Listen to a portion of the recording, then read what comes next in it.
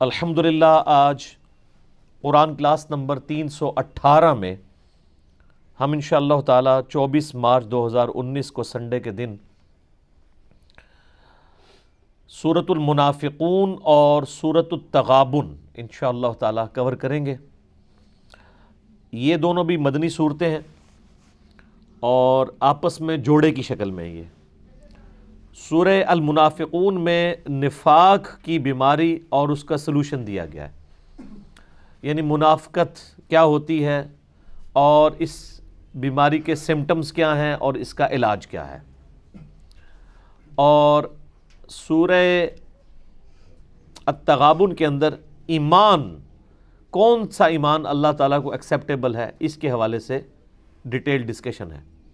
لیکن یہ ڈیٹیل سے یہ نہ سمجھیے گا کہ بہت لمبی صورتیں ہیں، مختصر صورتیں ہیں لیکن ان کے مضامین بڑے جامع ہیں۔ سورۃ المنافقون کی کل 11 آیات ہیں اور سورہ التغابن کی کل 18 آیات ہیں، لیکن یہ اپنی جامعیت کے اعتبار سے قرآن پاک کا اہم ترین مقام ہے۔ بلکہ میں نے شروع میں بتایا تھا کہ پارہ نمبر 28 کی ساری صورتیں مدنی ہیں، اور خصوصاً ان مسلمانوں کے لیے جو نسلی مسلمان ہیں، ان کے لیے صورتیں بڑی اہمیت کی حامل ہیں۔ جن لوگوں نے آلریڈی ایمان قبول کیا ہوا ہے، اس ایمان کے اندر کیا خرابیاں آ سکتی ہیں، اس حوالے سے یہ صورتیں بڑی اہم ہیں۔ سورۃ المنافقون جیسا کہ نام سے ہی ظاہر ہے کہ منافقین کی صفات سے ریلیٹڈ ہیں، اور ساتھ پھر اللہ تعالیٰ نے اس کا علاج بھی بتایا۔ نفق عربی میں کہتے ہیں سرنگ کو، سرنگ کے 2 منہ ہوتے ہیں، اسی طریقے سے منافق کے بھی 2 چہرے ہوتے ہیں۔ ایک اس کا چہرہ ہوتا ہے اہل ایمان کے سامنے، جس میں وہ اپنے آپ کو مسلم یا مؤمن کے طور پہ پریزنٹ کرتا ہے، اور دوسرا چہرہ اس کا کافروں کے سامنے ہوتا ہے، جس میں وہ ان کو تسلیاں دیتا ہے کہ ہم اندر سے تمہارے ساتھ ہیں، بس اوپر سے مسلمانوں کا ساتھ دے رہے ہیں۔ نبی صلی اللہ علیہ وآلہ وسلم کے مبارک زمانے کے اندر تو وحی الہی کے ذریعے آپ صلی اللہ علیہ وآلہ وسلم کو یہ بات بتائی گئی کہ منافقین کون کون سے ہیں۔ لیکن آج کی ڈیٹ کے اندر ہم کسی بھی کلمہ گو مسلمان کو، جو اپنے آپ کو مسلمان کہتا ہو، ڈکلیئر کرتا ہو، منافق ڈکلیئر نہیں کر سکتے۔ اس کی وجہ یہ ہے کہ کسی کے دل کی کیفیت کوئی شخص جج نہیں کر سکتا۔ اس حوالے سے وہ حدیث بڑی اہم ہے جو صحیح بخاری اور مسلم دونوں کے اندر موجود ہے۔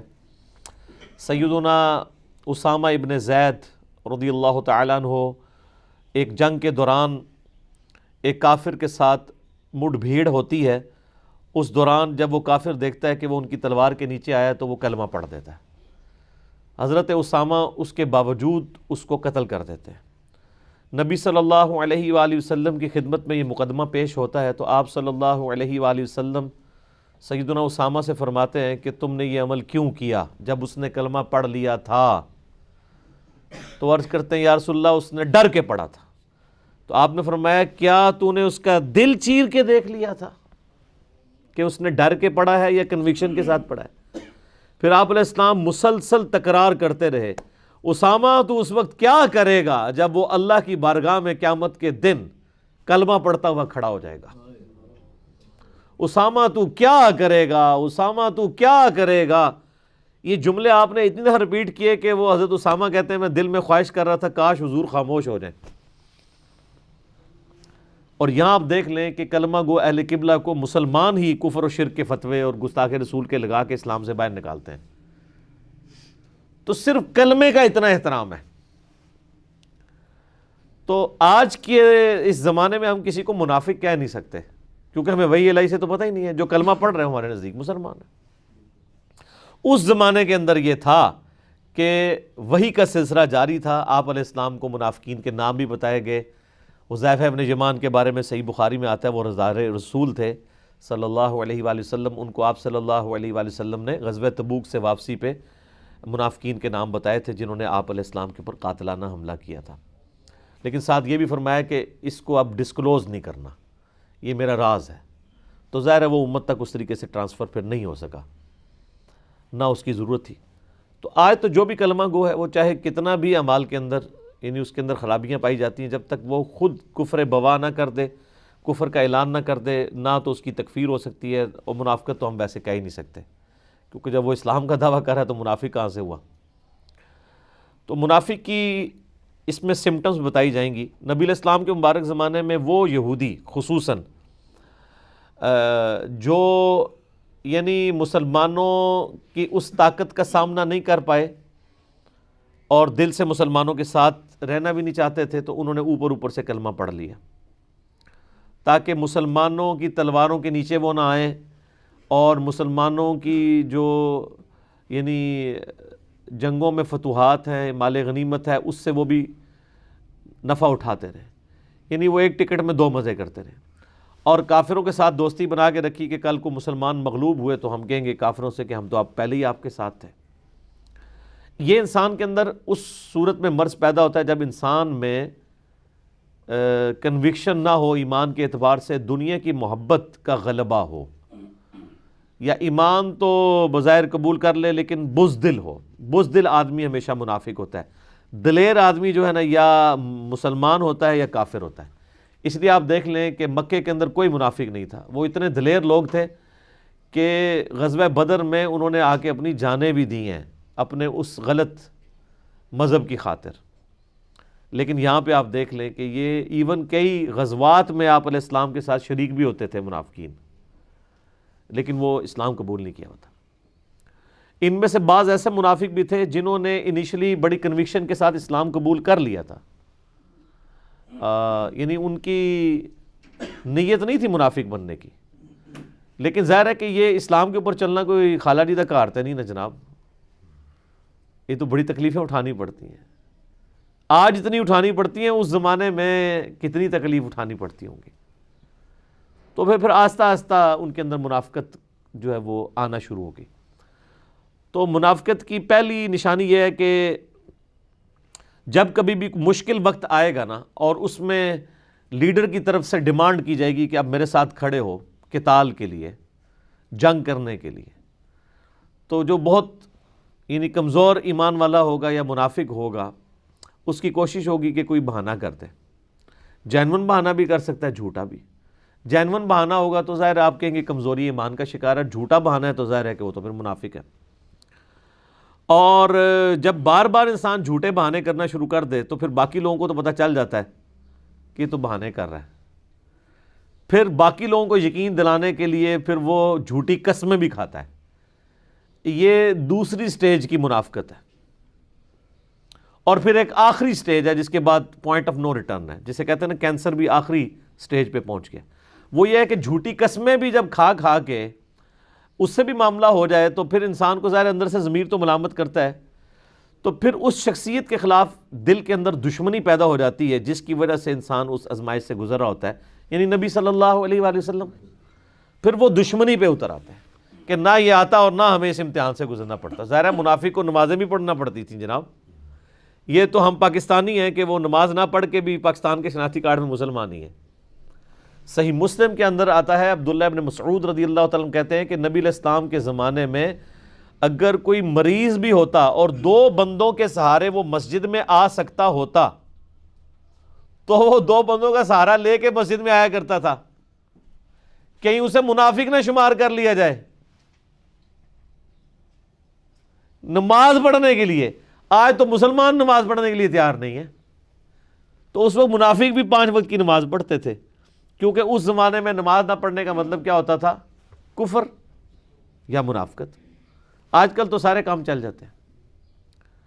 تو اب اس صورت کے اندر آپ دیکھیں کہ نبی علیہ السلام کی انقلابی دعوت سے آپ اور آپ کے اصحاب کو رضی اللہ عنہم اجمعین وعلیہم السلام اجمعین کن تکلیف سے گزرنا پڑا، ان منافقین کی جو شرارتیں تھیں۔ اعوذ باللہ من الشیطان الرجیم، بسم اللہ الرحمن الرحیم۔ اپنے اپنے مصحف کھول کے اپنے سامنے کر لیں، یہ اس لیے بھی ہے تاکہ آپ کنسنٹریشن رہے اور شیطان کی طرف سے نیند کا غلبہ بھی نہ ہو۔ یہ مصحف اس لیے میں نے کھول کے سامنے رکھوائے ہوتے ہیں۔ اذا جاءک المنافقون، اے نبی علیہ السلام جب بھی منافق آپ کے پاس آتے ہیں، قالوا نشہد انک لرسول اللہ، وہ کہتے ہیں کہ ہم ضرور گواہی دیتے ہیں کہ یقیناً آپ اللہ کے رسول ہیں۔ یہ یعنی تاکید کے صیغوں کے ساتھ ہے، انا بھی تاکید کا صیغہ ہے، لرسول اللہ ڈبل تاکید، یعنی وہ بڑے پیشن کے ساتھ کہتے ہیں کہ اے اللہ کے رسول صلی اللہ علیہ وآلہ وسلم، ہاں گواہی دیتے ہیں، پکی گواہی کہ آپ اللہ کے رسول ہیں۔ جیسے آپ نے دیکھیں نا آج کل بعض لوگوں نے وہ اصلی کلمہ اسلام بھی لکھا ہوتا ہے، تو جعلی کلمہ اسلام کون سا ہوتا ہے؟ کلمہ اسلام تو ایک ہی ہے، لا الہ الا اللہ محمد رسول اللہ، یا اسی کو آپ گواہی کی فارم میں کر لیں، اشہد ان لا الہ الا اللہ و اشہد ان محمدًا عبدہ و رسولہ۔ باقی جو لوگوں نے سلوگن لگائے ہیں، کسی نے علی ولی اللہ لگا لیا، یا کسی نے خلافت راشدہ حق چار یار لگا لیا، کسی نے پانچ تن پاک لگا لیا، یہ سب کے سب سلوگنز ہیں، ان کا کلمے کے ساتھ کوئی لینا دینا نہیں ہے۔ تو لیکن وہ بعض لوگ پھر وہ اصلی کلمہ اسلام، تو یہاں پہ بھی وہ کہتے ہیں ہم گواہی دیتے ہیں یقیناً آپ اللہ کے رسول ہیں۔ اب اللہ تعالیٰ کی ورڈک اس کے اوپر دیکھیں، واللہ یعلم انک لرسولہ، اے نبی اللہ تعالیٰ جانتا ہے کہ آپ اللہ کے رسول ہیں۔ ان منافقین کی قسمیں اٹھانے کی ضرورت نہیں ہے، اللہ گواہی دیتا ہے کہ آپ اللہ کے رسول ہیں۔ واللہ یشہد ان المنافقین لکاذبون، اور اللہ تعالیٰ اس بات کی بھی گواہی دیتا ہے کہ یقیناً منافق جھوٹ بول رہے ہیں۔ حالانکہ منافق کا کلمہ تو سچا ہی تھا کہ آپ اللہ کے رسول ہیں، اس کا مطلب ہے کہ سچا کلمہ بھی اگر کوئی شخص دھوکے کے لیے بول رہا ہے تو وہ جھوٹا ہے۔ جو میں نے آج کل آپ کو ماڈرن دور میں ایک بڑا پیارا فارمولہ بتایا کہ جب ہم لوگوں سے کہتے ہیں کہ آپ اپنے علاوہ ساروں کو کافر سمجھتے ہو، کہتے ہیں نہیں جی توبہ توبہ توبہ توبہ، تو ہم کہتے ہیں نا، اس طرح نہیں۔ آپ کسی بریلوی عالم دین سے یہ لکھوا کے دیں کہ جنت میں تو بریلوی فرقہ جائے گا، لیکن ہمارے علاوہ جتنے فرقے ہیں، دیوبندی، اہل حدیث، شیعہ، حنفی، شافعی، مالکی، جتنے بھی ہیں، یہ سب کے سب گمراہ ہیں، لیکن چونکہ کلمہ گو ہیں، مسلمان ہیں، ایک نہ ایک دن عذاب بھگت کے آخر میں جنت میں چلے ہی جائیں گے۔ تو یہ کوئی لکھ کے دے گا آپ کو؟ تو اس کا مطلب کیا ہے؟ وہ جھوٹ بول رہے ہیں کہ ہم باقیوں کو مسلمان سمجھتے ہیں۔ مسلمان سمجھتے ہو تو یہ کہہ دینا۔ اسی طریقے سے ایک دیوبندی عالم جس کو سارے دیوبندی پھر اون کریں، وہ فتویٰ لکھ کے دے کہ جنتی فرقہ دیوبندی ہے، لیکن بریلوی، اہل حدیث، شیعہ، باقی سارے بھی ایک نہ ایک دن عذاب بھگت کے چلے جائیں گے۔ وہ 72 دوزخیوں میں یہ بھی شامل ہیں، لیکن ہمیشہ کے لیے دوزخ میں نہیں جائیں گے اپنا عذاب بھگت کے، کیونکہ کلمہ پڑھا ہوا ہے، اور بخاری مسلم میں حدیث ہے جس نے ایک دفعہ بھی صدقے دل سے کلمہ پڑھا ہے آخر میں تو دوزخ سے نکال ہی لیا جائے گا۔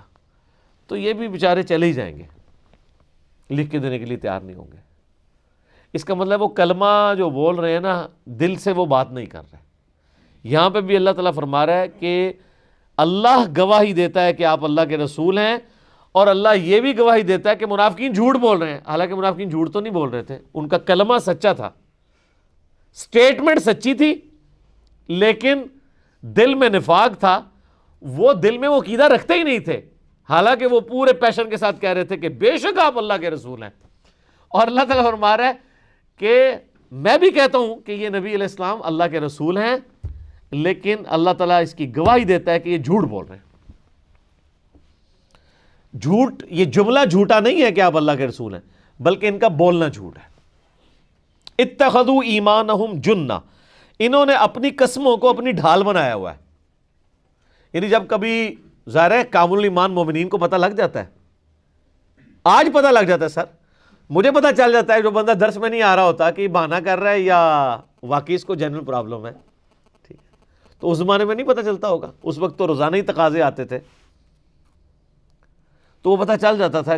اب ایک بندہ روزانہ بہانے کر رہا ہے، ہینکی پھینکی مار رہا ہے، تو اب باقی جو اہل ایمان تھے نا، تو وہ بھی پھر نہ ان کے اوپر ہنستے تھے کہ یار دیکھو، تو اس کی وجہ سے وہ پھر اس شرمندگی سے بچنے کے لیے کہ لوگ ان پہ پھپتیاں نہ کسیں، ان کے اوپر اشارے نہ کریں، وہ پھر کہتے تھے اللہ کی قسم ہم سچ کہہ رہے ہیں، ہمیں یہ پرابلم ہے۔ تو اپنی قسموں کو وہ اپنا ڈھال کے طور پہ استعمال کرتے تھے۔ فصدوا عن سبیل اللہ، اسی طرح روکتے ہیں اللہ کی راہ سے، خود بھی رکتے ہیں، اوروں کو بھی روکتے ہیں۔ انہم ساء ما کانوا یعملون، بے شک کتنے ہی برے کرتوت ہیں جو یہ منافقین کر رہے ہیں۔ ذالک بانہم آمنوا، یہ سر بڑی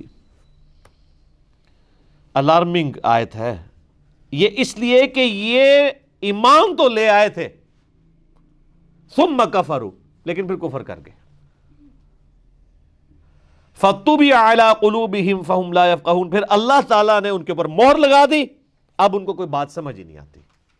یہ بہت خطرناک معاملہ ہے۔ یعنی اللہ تعالیٰ ہمارے پہلے ایمان لائے تھے، دل نے گواہی دی تھی یہ پیغمبر ہیں، لیکن یہ اندازہ نہیں تھا ان کو کہ اس راستے پہ چلنا بڑا مشکل کام ہے۔ تو آہستہ آہستہ تھیندے تھیندے تھیں گے، پہلے ایمان لائے پھر کفر کرنا شروع کر دیا۔ کفر کیا؟ انیشلی تو انکار یہ کہ بھئی جب بھی تقاضا آیا تو بہانے گھڑنے شروع کیے، بہانے بھی جب جھوٹے پڑنے ہوئے تو پھر قسمیں کھانا شروع کر دیں، کرتے کرتے پھر یہ اس درجے پہ پہنچ کے پھر اللہ نے ان پہ مہر لگا دی۔ اور جب اللہ تعالیٰ کسی پہ مہر لگا دے تو یہ پوائنٹ آف نو ریٹرن ہوتا ہے۔ ختم اللہ علی قلوبہم وعلی سمعہم وعلی ابصارہم، آنکھوں پر، کانوں پر اور دلوں کے اوپر اللہ تعالیٰ مہر لگا دیتا ہے۔ اللہم من احییتہ منا فاحیہ علی الاسلام ومن توفیتہ منا فتوفہ علی الایمان، اللہم ثبتنا علی الایمان، اللہم ثبتنا علی الاسلام، اللہم ثبتنا علی القرآن، ربنا لا تزغ قلوبنا بعد اذ ہدیتنا وہب لنا من لدنک رحمہ انک انت الوہاب، آمین۔